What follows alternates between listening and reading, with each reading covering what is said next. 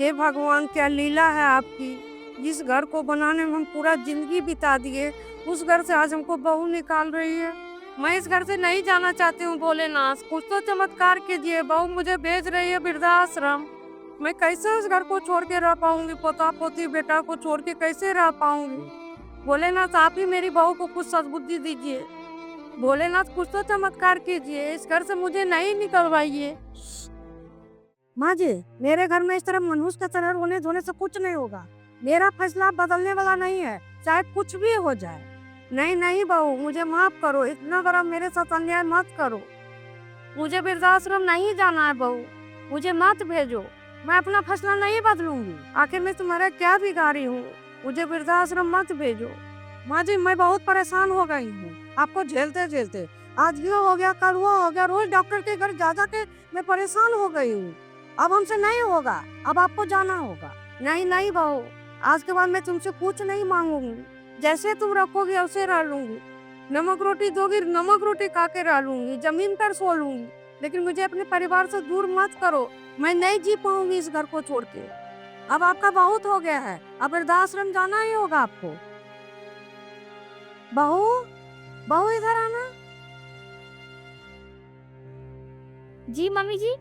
माँ जी का सामान पैक किए? जी मम्मी जी, हो गया है। इस घर को बनाने में मैं और तुम्हारे ससुर जी बनाने में पूरा जिंदगी बिता दिए। इस घर से मैं नहीं दूर रह पाऊंगी। हाँ हाँ, ससुर जी भी आ ही जाएंगे। जहाँ आप जा रहे हैं उनको भी वहीं जाना पड़ेगा। तो जैसे बोलोगे वैसे मैं रह लूंगी, लेकिन मुझे इस घर से मत भेजो। माँ जी, महीने में कभी कभार मिलने के लिए आ जाएंगे। ज्यादा नाटक करने की कोई जरूरत नहीं है। अब आप हमारे ऊपर बोझ बन गई हैं। एक उम्र हो जाने के बाद माँ बाप को बच्चों को अकेले छोड़ देना चाहिए, लेकिन आप के जाने का नाम ही नहीं ले रहे। माँ जी, आप जल्दी से तैयार हो जाइए, वृद्धाश्रम की गाड़ी आती ही होगी। बहू, माँ जी का सामान पैक हुआ है कि नहीं हुआ है? हाँ मम्मी जी, दादी सासू माँ का सामान पैक कर दी हूँ मैं। मुझे मत भेजो। वो मम्मी जी, मैं ये पूछ रही थी आपसे कि वहाँ वृद्धा आश्रम में गद्दे वगैरह तो अच्छे वाले होंगे ही ना, और खाना भी कितना अच्छा मिलता होगा, है ना मम्मी जी? और 2-4 सब्जी रोटी चावल ये सब तो मिलता ही होगा ना वृद्धा आश्रम में। बहू, माँ जी वृद्धाश्रम जा रही है, कोई 5 स्टार होटल में नहीं जा रही है। तो मुझे इस घर से मत भेजो, जगह नहीं है मेरे घर में अब आपके लिए। और भाई, माँ जी को ऐसे भी क्या सुख सुविधाएं का जरूरत है?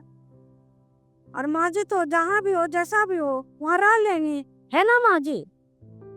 हाँ मम्मी जी, आप सही बोल रहे हैं। दादी माँ को कहाँ जरूरत है इन सब सुविधाओं का, वो तो जैसे तैसे एडजस्ट कर ही लेगी। पूरी जिंदगी तो एडजस्ट ही करती आई है दादी माँ, आगे भी कर लेगी। दादी माँ की ही क्या है जिंदगी में मम्मी जी, एडजस्ट ही तो करती आई है। कभी अच्छा कपड़ा नहीं पहनी, कभी ढंग का खाना नहीं खाई, कभी अच्छी जगह घूमने नहीं गई। एडजस्ट ही तो करते आई है जिंदगी भर दादी माँ।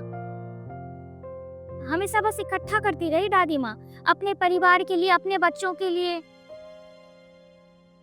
मम्मी जी, आप तो कभी चारपाई पे सोई नहीं है, कभी 4-5 सब्जी के बिना खाना नहीं खाई है, और आपको तो एसी के बिना नींद ही नहीं आता है मम्मी जी। तो मुझे ये सोच सोच के बहुत टेंशन हो रही है मम्मी जी कि आप कैसे रह पाएंगी वृद्धा आश्रम में। बहू, लगता है तुम्हारा दिमाग का पेच ढीला हो गया है। अब बहू, वृद्धाश्रम माँ जी जा रही है, मैं नहीं। नहीं मम्मी जी, मेरा दिमाग का पेच ढीला नहीं है, मेरा दिमाग बिल्कुल सही है। वो क्या है कि मम्मी जी, मैं आज से 10 साल आगे की सोच रही हूँ कि 10 साल बाद ऐसे ही आप दादी माँ की जगह पे बैठी रहेंगी और मैं आपकी जगह खड़ी रहूंगी। मम्मी जी, अब आपके जगह पे मुझे भी तो यही सब बोलना पड़ेगा ना कि अब आपके लिए मेरे घर में जगह नहीं है।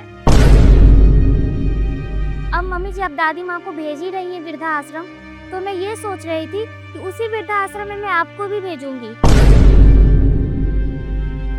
इसीलिए मैं तसल्ली कर रही थी कि वहाँ पे सारी सुख सुविधाएं है कि नहीं है, क्योंकि आपको तो इन सब चीजों की आदत है नहीं मम्मी जी।